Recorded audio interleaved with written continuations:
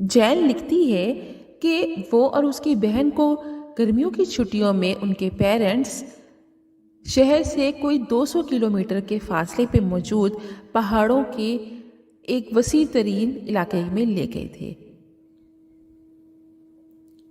اس علاقوں کے ساتھ ہی درختوں کا ایک وسیع سلسلہ موجود تھا جو دیکھنے میں جنگل سا محسوس ہوتا تھا، لیکن وہ جنگل نہیں تھا کیونکہ انہیں معلوم تھا کہ یہاں پہ جنگلی جانور نہیں رہتے ہیں۔ یہ علاقہ خاصا محفوظ تھا اور وسیع تر درختوں کا نظارہ جنگل کا سا سما پیش کر رہا تھا۔ ہمیں یہ علاقہ لوکیشن وائز بہت اچھا محفوظ ہوا۔ ہم نے وہاں کیمپنگ کا ارادہ کر لیا اور اپنا ٹینٹ لگا لیا۔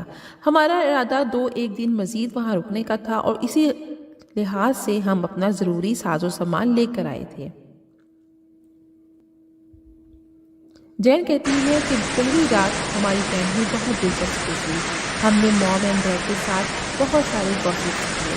بچے واقعی بہت انجوائے کر رہے تھے۔ علاقے سے کچھ کلومیٹر دور پر ہی پہاڑوں کا بھی سلسلہ تھا۔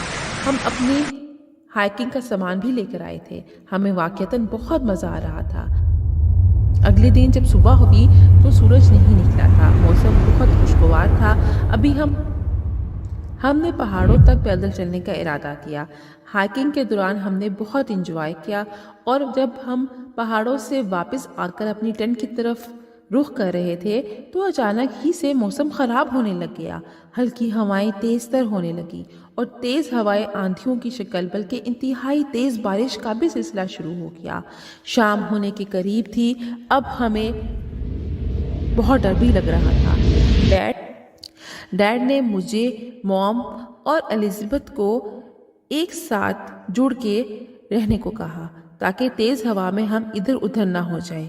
ہمیں بڑی بے چارگی محسوس ہو رہی تھی اور اندھیرا بھی تھا کہ وہ بڑھتا جا رہا تھا۔ بارش کچھ تھم چکی تھی اور موسم قدرے بہتر ہو گیا تھا، لیکن اندھیرا چھا چکا تھا اور ٹھنڈ بھی بڑھ رہی تھی۔ ہم نے آگ روشن کر لی تاکہ روشنی بھی ملے اور جو خنکی اور ٹھنڈک ہے اس سے بھی ہمیں نجات مل سکے۔ پاس درختوں کا وسیع سلسلہ تھا۔ ہمیں لگا جیسے درختوں سے کوئی آواز آئی ہے۔ موم نے ڈیڈ سے پوچھا کہ وہاں کون ہو سکتا ہے؟ ڈیڈ نے درختوں کی طرف پکارا کہ کوئی ہے، لیکن کوئی جواب نہ آیا۔ لیکن وہاں کسی کی موجودگی کا احساس بہت زیادہ تھا۔ دوبارہ موم نے پکارا کہ کون ہے؟ تب بھی کوئی آواز نہ آئی۔ تھوڑی دیر کے بعد موم نے پھر پکارا کوئی ہے؟ تو موم کو لگا کہ کوئی شاید ایسا ہے جو بول نہیں سکتا۔ انہوں نے کہا کہ اگر کوئی ہے تو ہمارے سوالوں پر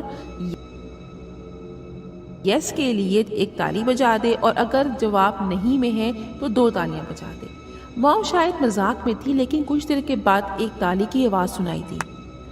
اب ڈیڈ نے پوچھا کیا تم بھی ہماری طرح کھو گئے ہو؟ جواب میں پھر ایک تالی بجی۔ مجھے اور الزبتھ دونوں کو بہت ڈر لگ رہا تھا۔ اگر ہم اکیلے ہوتے تو شاید اب تک بے ہوش ہو چکے ہوتے، لیکن موم ڈیڈ کی وجہ سے حوصلہ تھا۔ میں نے سوچا کہ میں بھی ایک سوال کرتی ہوں، کیا آپ ہمیں بچانے کے لیے آئے ہیں؟ اس پر 2 تالیاں بجی۔ اس کے بعد ڈیڈ نے پوچھا کہ کیا جنگل میں رہتے ہو؟ 2 تالیاں بجی۔ اب ماریا نے سوال کیا کیا تم لڑکے ہو؟ اب الزبتھ نے بھی سوال کیا کیا تم لڑکے ہو؟ 2 تالیاں بجی۔ اب میں نے پکارا کہ کیا تم لڑکی ہو؟ موم نے پکارا کیا تم انسان ہو؟ ہم سب اب بری طرح سے ڈرے ہوئے تھے۔ موم نے پکار کر کہا کیا تم اکیلے ہو؟ اب ہم پزل ہو چکے تھے۔ ہم نے مل کر ہی پوچھا تم لوگ کتنے ہو؟ پھر کیا تھا جواب میں